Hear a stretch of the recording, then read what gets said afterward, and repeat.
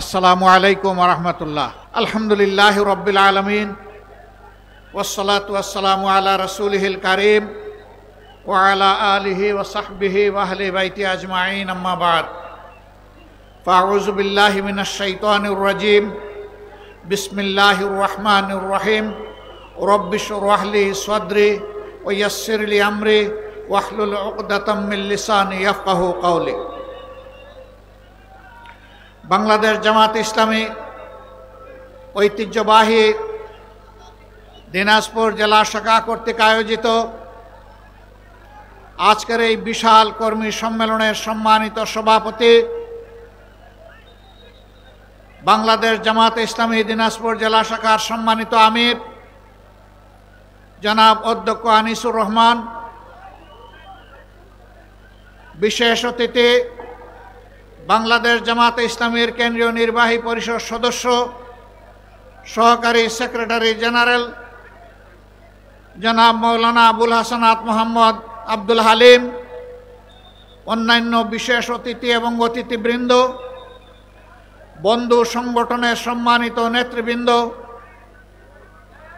বিভিন্ন ধর্মীয় নেতৃবৃন্দ এবং বিশিষ্ট ব্যক্তিবর্গ, কর্মী সম্মেলনে উপস্থিত সহকর্মীবৃন্দ, সাংবাদিক ভাই এবং বন্ধুরা, আমি আল্লাহ তাবারক ওয়া তাআলার শুকরিয়া আদায় করছি যে রাব্বুল আলামিন ছাত্র জনতার নেতৃত্বে 24 জুলাই আগস্টে বাংলাদেশের জনগণকে শান্তি এবং মুক্তির স্বাদ উপহার দিয়েছেন। আলহামদুলিল্লাহ।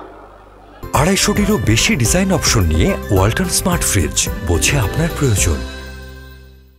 আমাদের গর্বিত সন্তানেরা জীবন বাজি রেখে সেদিন গুলির সামনে বুক পেতে দিয়ে যে লড়াই করেছিল, সেই লড়াইয়ের ফসল আজকের নূতন বাংলাদেশ।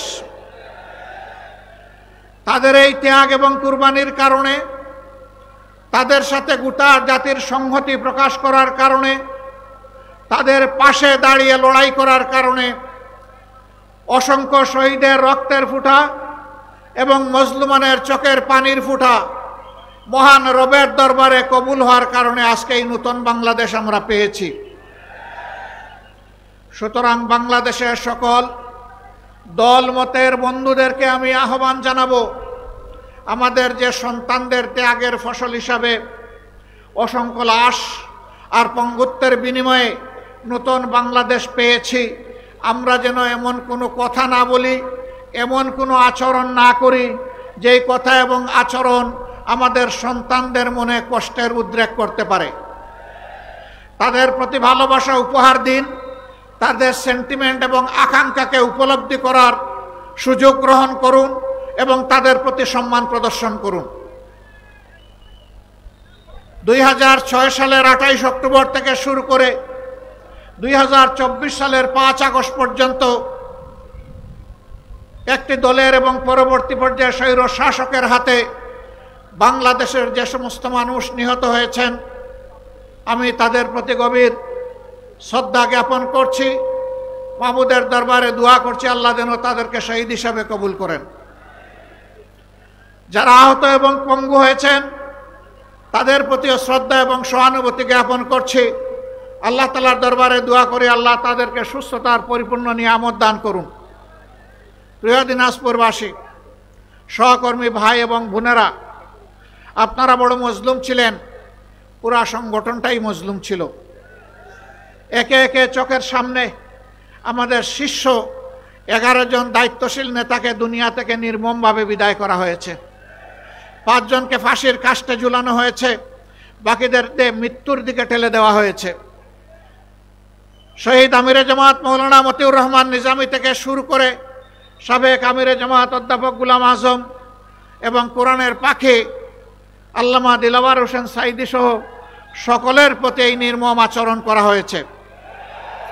তাদেরকে মিথ্যা অভিযোগে সাজানো আদালতে পাতানো সাক্ষী দিয়ে দুনিয়া থেকে তাদেরকে বিদায় করা হয়েছে। তাদের অপরাধ ছিল তারা দেশকে ভালোবাসেন, তাদের অপরাধ ছিল দেশের মানুষকে তারা ভালোবাসেন, তাদের অপরাধ ছিল তারা একটি দুর্নীতিমুক্ত, একটি সুষম বাংলাদেশ তারা দেখতে চেয়েছিলেন। তারা দেখতে চেয়েছিলেন একটি মানবিক কল্যাণ রাষ্ট্র। এটাই তাদের অপরাধ। যারা চুরি চামারি ডাকাতি করে, যারা খুন দর্শনের সাথে সরাসরি জড়িত, যাদের কুৎসিত কাহিনী প্রতিদিন মিডিয়া এবং পত্রিকার পাতা ভরে যেত, তারাই এই সমস্ত ভালো মানুষগুলোকে সহ্য করতে পারে নাই। তারা চেয়েছিল তাদের মতো সারা বাংলাদেশের মানুষ খারাপ হয়ে যাক।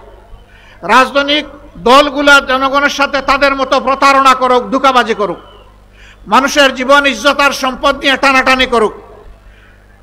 বাংলাদেশ জামাতে ইসলামী আল্লাহকে ভয় করে বলেই এই সমস্ত কুকর্মের সাথে জড়িত ছিল না।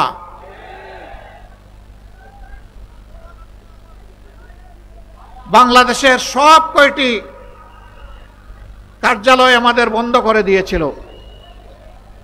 আমাদের দলের নিবন্ধন কেড়ে নিয়েছে, আমাদেরকে নিষিদ্ধ করেছে, আমাদেরকে দফায় দফায় মামলা দিয়ে লক্ষ লক্ষ সহকর্মীকে, ভাই বোনদেরকে, কুলের শিশুকে পর্যন্ত তারা জেলে নিক্ষেপ করেছে। 90 বছরের বৃদ্ধ বৃদ্ধাকেও তারা রেহাই দেয়নি।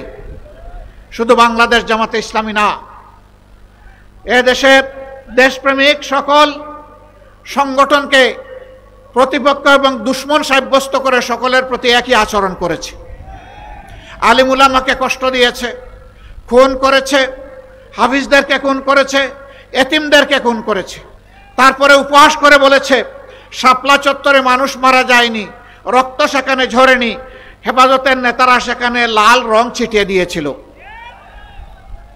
কত নিম্নমানের রুচি হলে মানুষ খুন করার পর এইরকম কুরুচিপূর্ণ কথা শাসক গোষ্ঠীর পক্ষ থেকে বলতে পারে? সম্মানিত ভাই ও বোনেরা, আপনারা শান্তিতে নিজের ঘর বাড়িতে থাকতে পারেন নাই, পেশাগত দায়িত্ব পালন করতে পারেন নাই, ছোটখাটো ব্যবসা করতে পারেন নাই, স্বস্তিতে সমাজে চলাফেরা করতে পারেন নাই। আমরা কি আফ্রিকার জঙ্গল থেকে এসেছিলাম? আল্লাহ তাআলা এই দেশের মাটিতে আমাদেরকে জন্ম দিয়েছিলেন। কেন এই অবস্থা কেন হয়েছিল? তাদের এই অবস্থা কেন হয়েছিল আমি আগেই জবাব দিয়েছি। তারা ধারণা করেছিল নেতৃবৃন্দকে খুন করে, কর্মীদেরকে খুন এবং গুম করে, পঙ্গু করে, জেলে দিয়ে, ভয় দেখিয়ে এই সংগঠনকে তারা স্তব্ধ করে দেবে, মাটির নিচে পাঠিয়ে দেবে।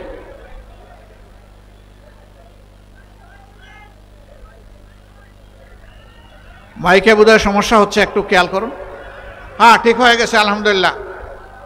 যাদের একটু কম শুনবেন তারা একটু ধৈর্য ধরে একটু অপেক্ষা করেন। সম্মানিত ভাইয়েরা,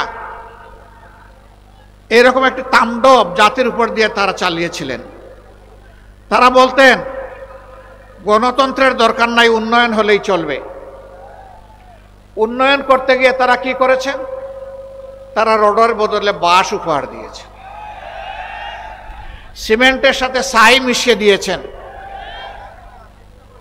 বাংলাদেশ থেকে লক্ষ কোটি টাকা, 26 লক্ষ কোটি টাকা চুরি করে বিদেশে পাচার করেছে। অন্যায় যখনই করেছেন, অন্যায়ের প্রতিবাদ আমরা তখনই করেছি। আমাদেরকে একটা মিটিং মিছিল করার সুযোগ দেওয়া হয়নি, কিন্তু তাই বলে আমরা বসে থাকিনি। যখনই দেশ এবং জনগণের বিপক্ষে সরকার অবস্থান নিয়েছে, আমাদের সর্বোচ্চ সামর্থ্য অনুযায়ী আমরা রাস্তায় নেমে পড়েছি। আমরা যখনই একটা মিছিল করতাম, আমরা বুঝতাম আজকে আমাদের কয়েকটা লোক খুন হতে পারে, এখান থেকে ধরে নিয়ে গুম করে ফেলতে পারে, গুলি করে পঙ্গু বানায় ফেলতে পারে, মামলা দিয়ে জেলে নিতে পারে। তারপরেও শুধু আল্লাহকে পরোয়া করে, এগুলাকে আমরা পরোয়া করি নাই। আমরা বাংলাদেশের মানুষের সাথে ছিলাম। যেখানে এই খরা দুর্ভিক্ষ, যেখানে এই বন্যার থাবা, যেখানে এই বিভিন্ন ধরনের প্রাকৃতিক বিপর্যয় এসেছে, একটা মজলুম সংগঠন হয়েও সবার আগে মানবিক দায়িত্ব পালনের জন্য আমরা আমাদের ভাই বোনদের কাছে পৌঁছে গেছি।